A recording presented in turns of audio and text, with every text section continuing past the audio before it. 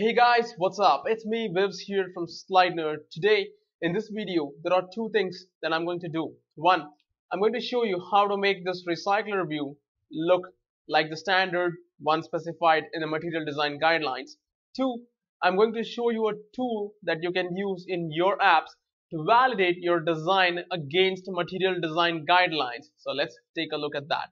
First step, if you notice our pre-lollipop and the lollipop device and you take a look at this recycler view, it doesn't look that great, and most of all this is nowhere close to the standard specified by the material design guidelines. So what is the standard? Let's take a look at that.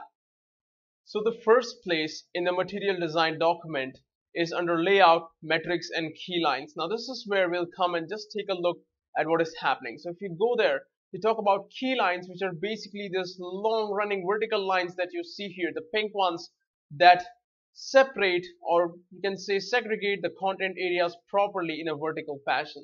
Again, take a look at how they have divided this complete list view into different sizes. They have mentioned the sizes here at the bottom, and they have done it. Now our case has a navigation drawer, so this is probably the one which we should be looking for here, where they say that there's a 48 dp of separation, or the size of each tile as they call it.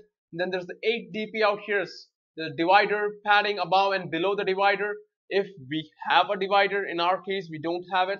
And then there's 3, which is 56 dp, which is over here, which is this extra space on the right hand side of your screen. So given this, let's take a look at the specifications in a different place as well. Now if you go down further, they talk about how to do the same thing for a tablet and a desktop, I believe. Yeah, there you go, there's a desktop layout template as well. If you go further down all the way, they talk about element width, and they talk about incremental key lines, how we can use multiples of those values out here to make your content section properly. Now if you go to the navigation drawer part, which is under patterns and navigation drawer, this is the one which we are very specifically looking for. We need to know this perfectly for our recycler view. So if you go here, we talk about the status bar height of 24 dp. Then there's 2 here with the Jonathan Lee hello from blah blah blah, 56 dp in height.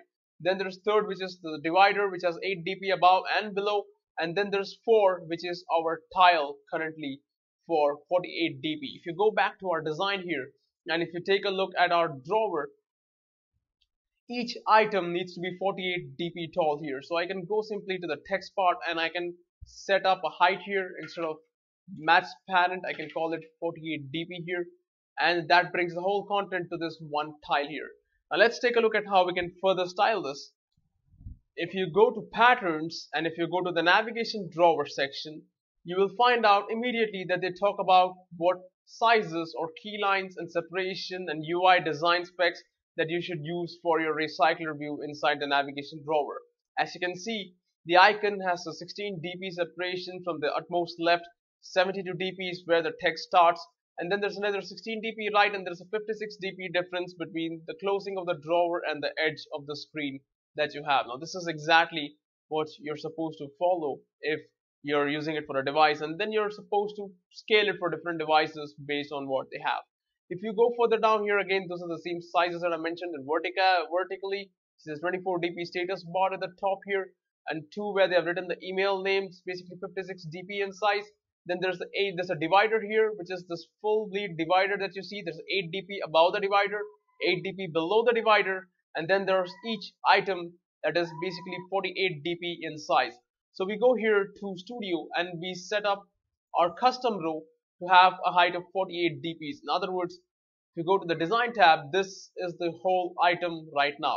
We need to apply these settings for this padding on the 16 left and right. Now this can be done in several ways. You can apply a padding on your recycler view, or you can apply a margin on your custom layout. It's completely up to you on how you want to do this. For me, I'm going to simply take this icon here, apply a 16 dp of margin left and a 16 dp of margin right here to ensure that the text doesn't stick up to the icon ever.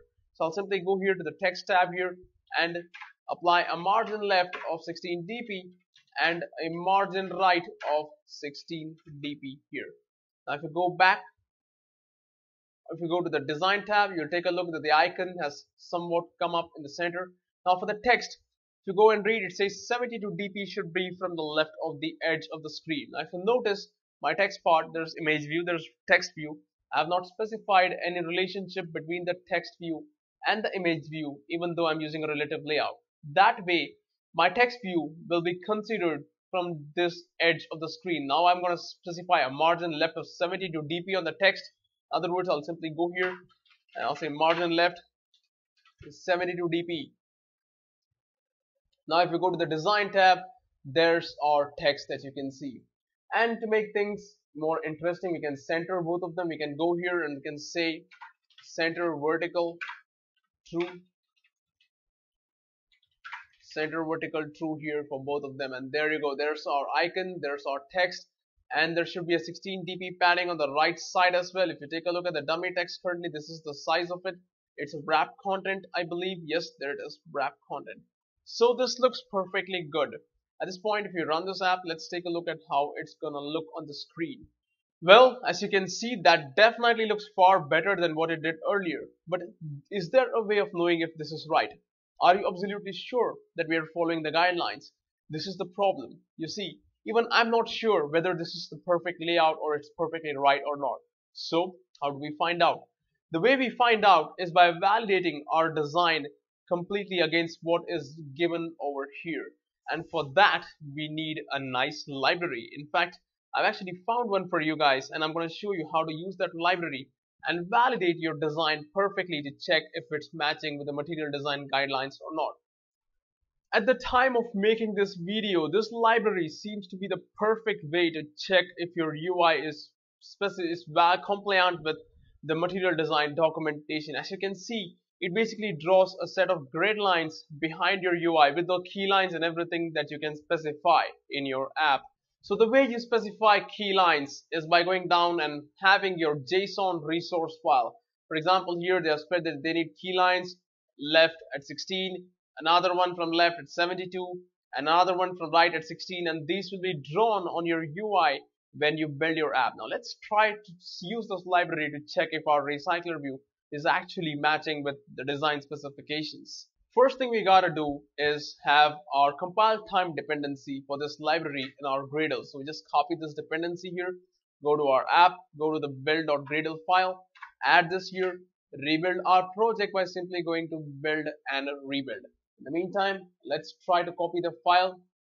We can just take this specification they have said for the key line 16, 72, 16 from the right, then there's spacing 0, 16, 56, 0, 16. Let's take a look at how we can do this. We can just copy paste this, go to studio here. We have to put this inside the raw folder because we are going to refer this using arc.raw.something. Since there is no raw here, we can just go to res, right click, new. We can say Android resource directory, select the type as raw here. The raw file automatically appears as the name. Click OK. And inside the raw folder, we can just make a new file here saying new file and call that spec, for example. Click OK. Text files for now because I don't think I have a JSON handling files here in the list. I didn't see it at least. So click OK. Add this file to the Git. Yes. Add the specification here. Now at this point, we got to find the layout that we want to completely see with those grid lines. In our case, it's going to be this full layout for our navigation drawer. And the way we do that is to simply make our own layout here, which is using org.lucasser.dspec.design frame layout. Now we need to put all your content inside this layout so that those grid lines are drawn for you guys automatically. So we can just select that, open it, close it as well, select the XMLNS attribute and the width and the height. In this case, the width is going to be a match parent. The height is also the width, again the height, match parent, both of them. And now we are going to put our entire relative layout inside this special design spec frame layout here. Just press Ctrl Alt L to reformat stuff. And now we need to specify one attribute that tells us how the design spec should be validated. Now this is the spec file we have, which we need to compare our design against.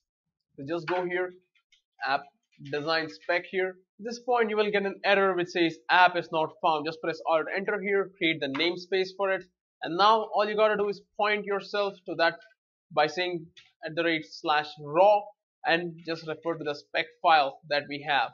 Now if you run this, let's take a look at what happens. So at this point, you open the drawer and bam, take a look at that. There are key lines coming up right inside your navigation drawer. If you go to the spec here and if you take a look at this attribute which says baseline grid cell size is 8, I believe this is 8 dp that they're talking about. You go back to the spec, you see that this is 16 dp, there's 72 out here, and there's the other one which is again 16 dp from the right, and so on. So this way you can validate your complete designs to check if you're falling in sync with the material design. Now at the time of making this video, I have not really tested the D-Spec to its full extent, but if I find something more about this, I'll definitely make another video talking about this in further detail. In the meantime, if you like what you saw, please like this video, share this video, subscribe to SlideNerd, and let me know what do you think about this D-Spec library and all this material design validation. Thanks for watching. I'll catch you guys in the next video. Have a